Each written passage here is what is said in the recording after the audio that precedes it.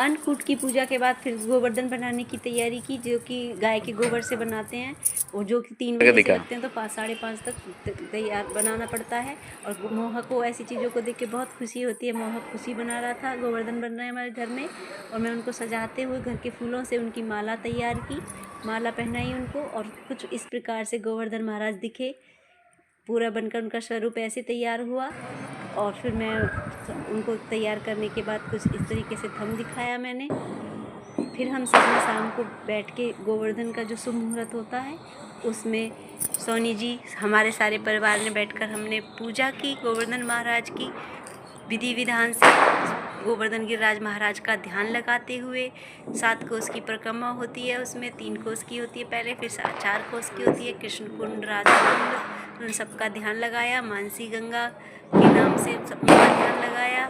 इस तरीके से पूजा करते हुए हमने बच्चों से भी पूजा कराई। सोनी जी ने दूध की धार लगवाई, पहले खुशी से पूजा कराई, फिर मोहक से। इस तरीके से बच्चे बड़े खुश थे पूजा करते हुए। गोवर्धन गिरिराज महाराज को हमने साक्षात ऐसा लगा जैसे कि यहीं पर प्रकट हो गए हों, साक्षात वही रूप लग रहा था।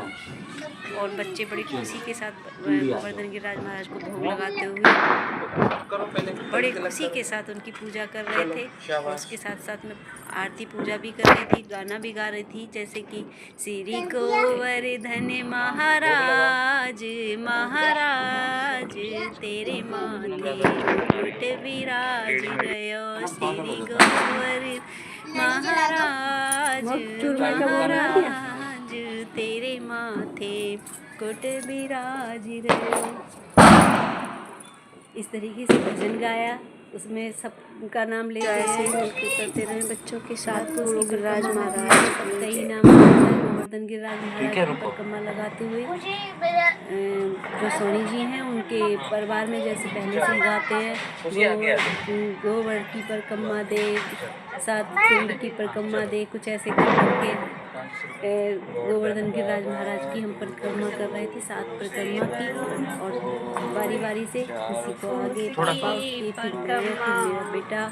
मम्मी जी घर पर थी नहीं, इसलिए हम चारों ने मिलकर बहुत मन और पूरी श्रद्धा के साथ पूजा।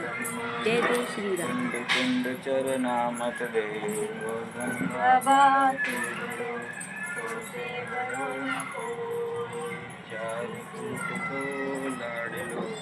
सब जग ध्यावे तो मानसी गंगा परिक्रमा